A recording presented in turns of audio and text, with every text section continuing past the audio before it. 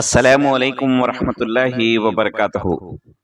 సోదర సోదరిమణులారా, ఈరోజు మీ ముందు ఖురాన్ గురించి మీకు తెలుసా అనేటటువంటి అంశాన్ని తీసుకొచ్చాను. ఖురాన్ అనేటటువంటి పదానికి అర్థం ముందుగా మనము తెలుసుకుందాం. ఖురాన్ అనేటటువంటి పదం ఇఖ్రా అనేటటువంటి అరబ్బీ పదం నుండి వచ్చింది. ఖురాన్ అంటే ఎల్లప్పుడూ చదవబడేటటువంటి గ్రంథం. సృష్టికర్త అయినటువంటి దేవుడు అల్లాహ్ సుబ్హానహు తాలా మానవులను సృష్టించి వారి జీవనానికి కావలసినటువంటి అవసరాలను పరిపూర్తి చేయడంతో పాటు మానవులు ఎలా జీవితం గడపాలి అనే విధానం తెలపడానికి ప్రథమము ఆది నుండి తన యొక్క పరిశుద్ధమైనటువంటి ప్రవక్తల ద్వారా కాలానుగుణంగా అనేక గ్రంథాలను పంపుతూ వచ్చాడు. ఈ పరంపరలో చివరిగా అంతిమ దైవ ప్రవక్త ముహమ్మద్ సల్లల్లాహు అలైహి వసల్లం వారిపై ఖురాన్ గ్రంథాన్ని అవతరింపజేయడం జరిగింది.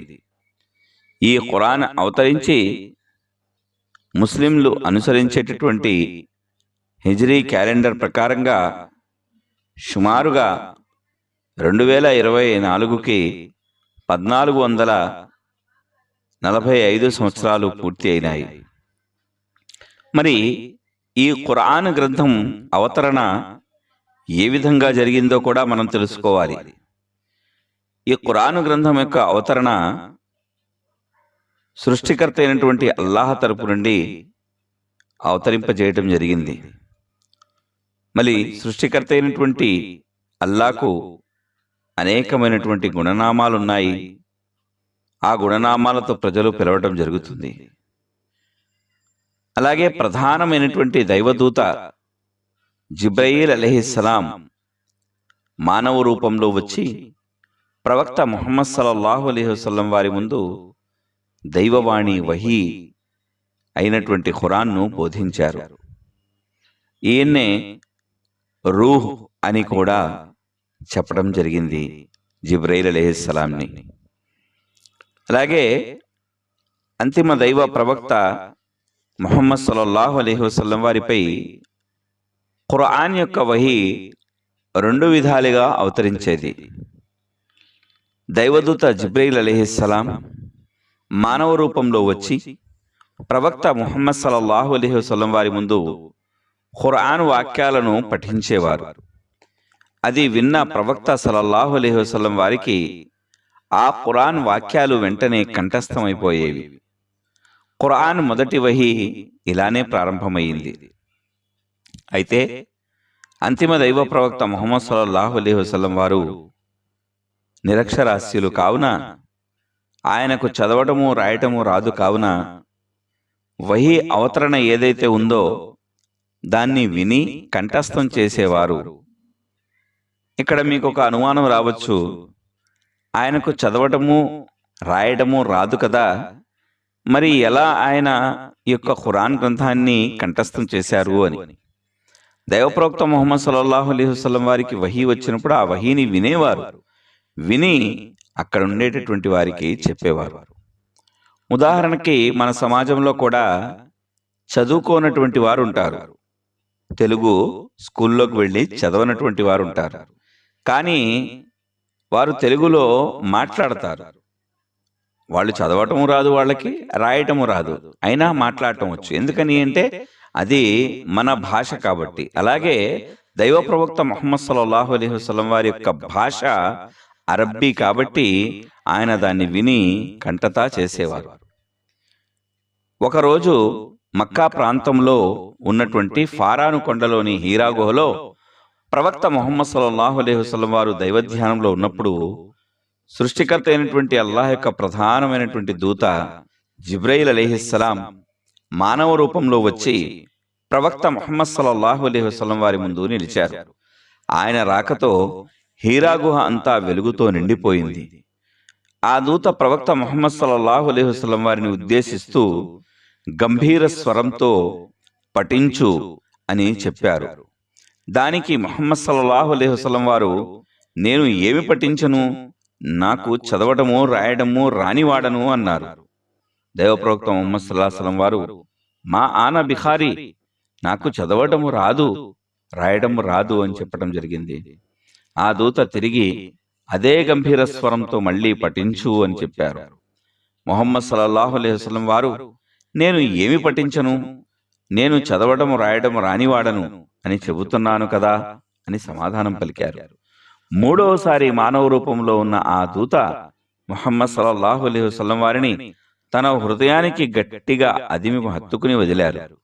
వెంటనే మానవ రూపంలో ఉన్న ఆ దైవదూత మొదటి వహీ ఈ విధంగా పలకటం ఆరంభించారు. ఇఖ్రా బిఇస్మి రబ్బికల్లదీ ఖలఖ్, ఖలఖల్ ఇన్సాన మిన్ అలఖ్. పఠించు, సర్వాన్ని సృష్టించిన నీ ప్రభువు పేరుతో. ఆయన పేరుకుపోయిన నెత్తుటి ముద్దతో మానవుణ్ణి సృష్టించాడు. పఠించు, నీ ప్రభు పరమ దయాళువు, ఆయన కలం ద్వారా జ్ఞానం నేర్పాడు, మనిషి ఎరుగని జ్ఞానాన్ని అతనికి ప్రసాదించాడు అని. ఆ దైవవాణి విన్న ముహమ్మద్ సల్లల్లాహు అలైహి వసల్లం వారు వెంటనే అదే వాణిని యథాతథంగా పఠించటం ప్రారంభించారు. అప్పుడు మానవ రూపంలో ఉన్న ఆ దైవదూత ముహమ్మద్ సల్లల్లాహు అలైహి వసల్లం వారితో, ఓ ముహమ్మద్, నేను సమస్త దైవ ప్రవక్తలకు దేవుని సందేశం చేరవేసే దైవదూత అయిన జిబ్రయీల్ను, సర్వసృష్టికర్త అయినటువంటి అల్లాహ్ నిన్ను తన ప్రవక్తగా ఎన్నుకున్నారు.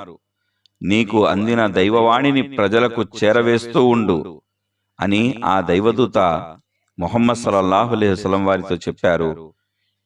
ఆ విధంగా ప్రారంభమైనది మొదటి దైవవాణి వహీ. దాని తర్వాత రెండో విధమైనటువంటి దైవవాణి ప్రవక్త ముహమ్మద్ సల్లల్లాహు అలైహి వసల్లం వారి యొక్క హృదయ ఫలకంపై అవతరించేది. ఆ స్థితి ఈ విధంగా ఉండేది. ప్రవక్త ముహమ్మద్ సల్లల్లాహు అలైహి వసల్లం వారి ముందు చిరుగంటల శబ్దం వినిపించేది. ఆ గంటల శబ్దాన్ని ప్రవక్త వారికి చేరువలో ఉన్న వారు కూడా వినేవారు. ఆ సందర్భంలో ప్రవక్త ముహమ్మద్ సల్లల్లాహు అలైహి వసల్లం వారు ఒకేసారి మౌనంగా ఉండిపోయేవారు. దైవవాణి అవతరణ జరుగుతున్నప్పుడు అది చలికాలమైనా సరే ప్రవక్త వారి శరీరం నుండి చెమటలు వచ్చేవి. అప్పుడు ప్రవక్త వారు ఒంటెపై ఉండినట్లయితే ఆ ఒంటె భారానికి నేలపై కూర్చుండిపోయేది. ఆ పరిస్థితి ప్రవక్త వారికి కఠినంగా ఉండేది. దైవవాణి అవతరణ పూర్తి అయిన తర్వాత ప్రవక్త వారు ఆ దైవవాణిని యథాతథంగా పఠించటం ప్రారంభించేవారు, ప్రజలకు వినిపించేవారు. ఇలా సందర్భాన్ని బట్టి క్రమక్రమంగా సాగుతూ వచ్చిన దైవవాణి అవతరణ 23 సంవత్సరాలకు పరిపూర్తి అయినది. ఆ దైవవాణి దైవదూత అయిన జిబ్రయీల్ అలైహిస్సలాం తెచ్చిన దైవవాణి అని ప్రవక్త ముహమ్మద్ సల్లల్లాహు అలైహి వసల్లం వారు తన సహచరులకు చెబితే వారు దానిని చర్మాలపై, ఎముకలపై ఎప్పటికప్పుడు రాసేవారు. ఎందుకంటే ప్రవక్త నిరక్షరాస్యులు కాబట్టి. ఇంకా వారు ఖురాన్ వాక్యాలను కంఠస్థం చేస్తూ ఉండేవారు. ఇలా పూర్తి ఖురాన్ గ్రంథాన్ని కంఠస్థం చేసే పరంపర ఆ కాలం నుండి నేటి వరకు నిరంతరాయంగా సాగుతూనే ఉంది. నేటికి ప్రపంచంలో కొన్ని కోట్ల మంది పూర్తి ఖురాన్ కంఠస్థకులు ఉన్నారు. ఇన్షాల్లా ఈ ప్రక్రియ ప్రళయం వరకు ఉంటుంది. సోదరులారా, సోదరిమణులారా, ఈ విధంగా ఖురాన్ గ్రంథము దైవ ప్రవక్త ముహమ్మద్ సల్లల్లాహు అలైహి వసల్లం వారిపై 2 రకాలైనటువంటి వహీగా అవతరించింది. మొదటిది జిబ్రయీల్ అలైహిస్సలాం వారు దైవ ప్రవక్త ముహమ్మద్ సల్లల్లాహు అలైహి వసల్లం వారికి వహీని అందించేవారు. రెండవది సొంతంగా దైవ ప్రవక్త ముహమ్మద్ సల్లల్లాహు అలైహి వసల్లంపై, ఆయన హృదయ శిలాఫలకంపై సృష్టికర్త అయినటువంటి అల్లాహ్ వాక్యాలను అవతరింపజేసేవాడు. ఈ విధంగా దైవ ప్రవక్త ముహమ్మద్ సల్లల్లాహు అలైహి వసల్లం వారు కంఠస్థం చేసి అక్కడ ఉన్నటువంటి ఆయన రాసేటటువంటి సహచరులకు చెప్పినప్పుడు ఆ సహచరులు ఈ యొక్క ఖురాన్ మొత్తాన్ని లిఖించటం జరిగింది. ఈ విధంగా ఖురాన్ అంటే అవతరణ, ఆ యొక్క వహీ, మరి ఆ వహీని తీసుకొచ్చినటువంటి వారెవరు, ఆ వహీ ఎలా అవతరించింది అనేటటువంటి విషయాల్ని అల్హమ్దులిల్లా ఈ యొక్క అంశంలో మనం తెలుసుకున్నాం. ఇన్షాల్లా తర్వాతి అంశంలో ఇన్షాల్లా ఖురాన్ గురించి మరిన్ని విషయాలను మనము తెలుసుకుందాం. అప్పటి వరకు సృష్టికర్త అయినటువంటి అల్లాహ్ సుబ్హానహు వ తఆలా తన యొక్క దుఆయమనగా, వల్లా మా అందరికీ కూడా ఖురాన్ను చదివి దాని ప్రకారము జీవితాన్ని గడిపేటటువంటి సద్బుద్ధిని ప్రసాదించు. అలాగే ఈ యొక్క సందేశాన్ని ప్రజలకు అందజేసేటటువంటి సద్బుద్ధిని ప్రసాదించు. ఆమీన్. వాఖిరు దావానా అనిల్ హమ్దులిల్లాహి రబ్బిల్ ఆలమీన్.